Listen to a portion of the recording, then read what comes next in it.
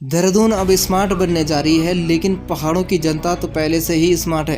कुछ दिनों से देहरादून में सरस मेला चल रहा है और इस मेले में कई तरह की नायाब वस्तुएं नजर आ रही हैं। यहाँ दिव्यांगों द्वारा हाथ से बनी मोमबत्ती, जूट के तरह तरह के उत्पाद व अन्य मन लुभाने वाली कलाकृतियों का सृजन किया जा रहा है। इसी दौरान हम एक ऐसी महिला से मिले जो इनको यह सब कार्यों को करने में कुशल बनाती है। उनसे बात करने पर जो उन्होंने बताया वह काबिल तारीफ था। आइए सुनते हैं वह क्या कुछ कहती हैं। मेरा नाम शीतल है और मैं आशा एसएचजी से हूँ, विकासनगर ब्लॉक से। आप इन्हें स्टार्ट किया था, ये क्या कुछ है कहानी इसके पीछे की? मैम, हमारे साथ जो है कुछ विकलांग महिलाएं हैं जिनके साथ हम ये काम करते हैं। तो हमारा एक ग्रुप बना है, स्पेशल ग्रुप करके, जिसमें 7 लेडीज हैं जो विकलांग हैं और कुछ लेडीज हम हैं जो 4 हम नॉर्मल हैं, जो इस ग्रुप को उनको चलाने में उनकी मदद करते हैं। तो उसको हमारा जो फोकस है ये है कि जो हमारी विकलांग महिलाएं हैं वो इस आजीविका से जुड़ करके अपने पैरों पर खड़ी हो सके, वो अपने लिए कुछ कर सके। तो ये हमारा काम है। इसमें किसने मदद की है आपकी? क्या कुछ करते हैं आप लोग? कैसे कैसे ट्रेनिंग देते हैं तब?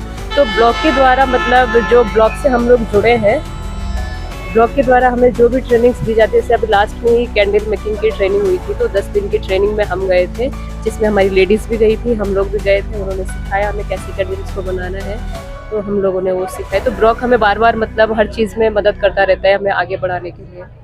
तो जैसे हमारे साथ विकलांग लेडीज़ें हैं, तो सबसे पहले हमने डेकोरेशन का सामान, जो होम डेकोर का सामान है, तो वो हमने शुरू किया था कि किस रीति से मतलब हम अपने लेडीज़ों को जो है एक यूनिक काम सिखा सके, क्योंकि इसमें जो भी काम है वो सारा हाथ का काम होता है और बहुत मेहनत इसमें लगती है।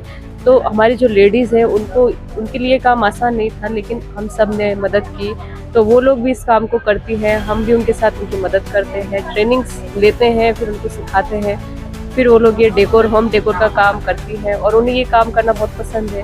तो इसलिए हम इस चीज़ में उनको, जो उनकी रुचि है उसके अनुसार हम ये काम। चैलेंज होते हैं क्योंकि एक नॉर्मल इंसान के लिए कोई भी काम सीखना, मैं सोचती हूँ कि 2 से 3 बार में अगर सिखाया जाए तो आराम से सीख सकता है।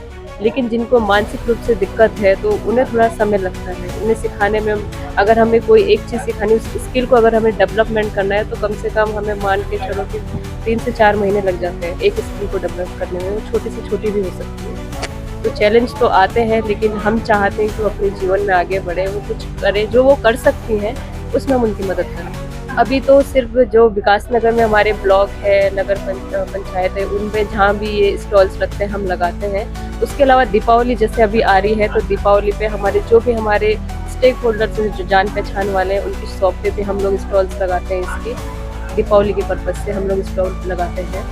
तो जैसे ये जूट है, तो ये लोग जैसे हम रॉ मटेरियल हम सहारनपुर से या दिल्ली से लेके आते हैं। उसके बाद हम इसको पूरा एक चोटी जैसे बनाई जाती है, उस तरीके से गूंथती है हमारी जो लेडीज़ हैं, और फिर उसके बाद हम इसको पेस्ट करते हैं, ये रॉ मटेरियल लेकर के, जो हमें लगता है कि जिसके द्वारा हम अच्छे से अच्छा डेकोरेशन का सामान बना सकें, वो कलेक्शन करके लेडीज़ के साथ मिल करके फिर हम इसको बनाते हैं। ठीक है। साबुन भी क्या महिलाएं बना रही हैं? साबुन में है, उन्हें थोड़ी हेल्प की ज़रूरत पड़ती है, ऐसा नहीं है कि टोटली वो करते हैं, उसमें हम भी उनकी मदद करते हैं, क्योंकि इसमें थोड़ा इलेक्ट्रिक का भी काम होता है, तो थोड़ा जलने जुलने का भी खतरा रहता है, तो उसमें हम मतलब उनकी मदद